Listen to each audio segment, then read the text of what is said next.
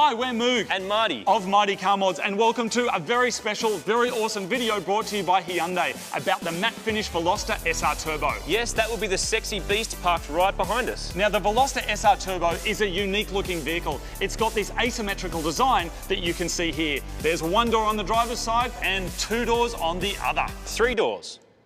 Yes, Marty, your arithmetic is excellent, but what makes the Veloster even cooler is the matte grey finish that you can see here. Brilliant, or so to speak.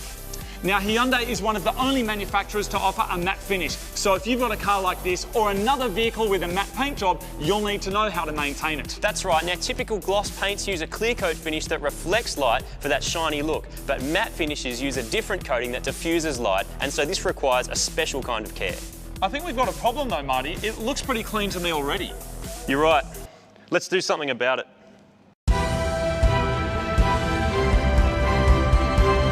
Don't try this at home.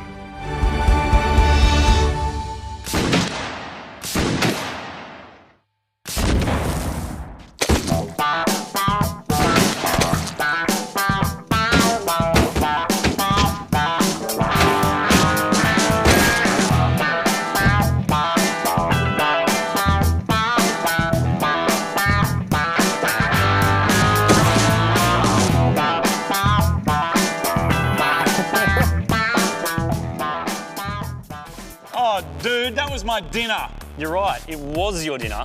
Let's clean it up. Okay, so to get your matte grey Veloster presentable again, you'll want to start with some basic spot cleaning. The goal is to remove any foreign substances like insect corpses, tar, and other debris from the vehicle before the full wash. Here's what you'll need.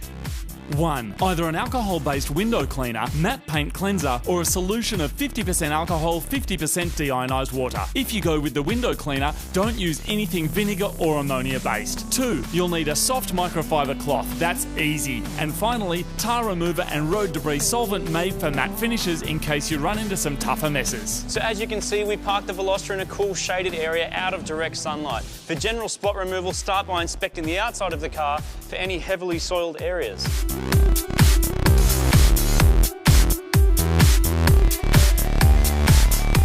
Obviously, if there's any cake on your vehicle, first dislodge or eat the excess. Firstly, hose down your car to eliminate the main dirt. Then, apply your cleaner of choice using a towel or a cloth. Don't use a dry towel on the matte finish or you might damage it.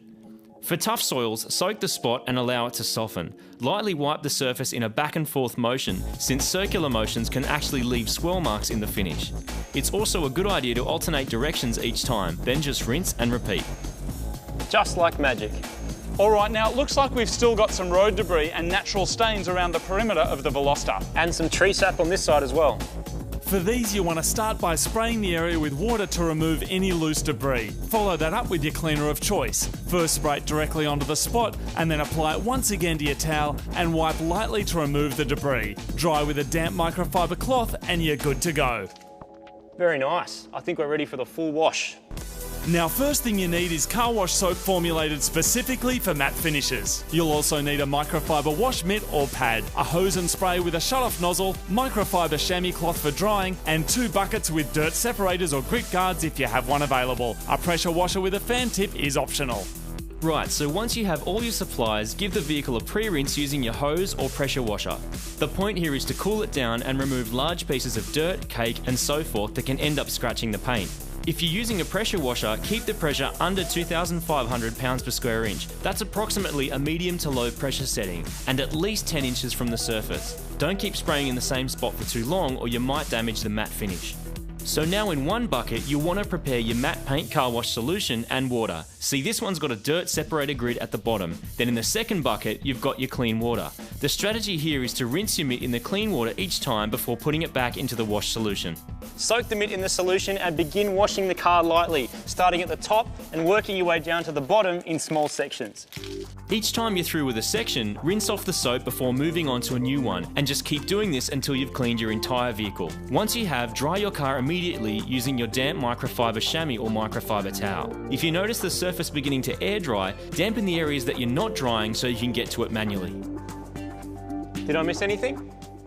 No, but I think I might have. Okay, crisis averted. Nicely done. As you can see, our matte grey Veloster now looks as good as new with just a little know-how and some supplies from the auto store. Yeah, as long as your car has a matte finish, you should always follow these special instructions. Avoid commercial car washes because their brushes, foam wax and shine enhancement products will most likely damage your matte paint. Even mildly abrasive polishes, rubbing compounds, paper towels and cloths should be avoided at all costs. And never ever ever rub the finish vigorously because this could create a permanent shiny spot which kind of defeats the whole purpose of a matte finish. Very inspiring stuff. Now if you want to know even more info on taking care of your matte finish Veloster SR Turbo, go to hyundai.com.au. Or just crack out the owner's manual. I hear it comes free with every single Veloster, which is an absolute bargain. Excellent. What are we going to do for dinner? Well, we're going to have cupcakes, except you shot them all out of the bazooka. Dude, you smashed my birthday cake all over the front of the car. I was trying to show you I cared, because it's your birthday.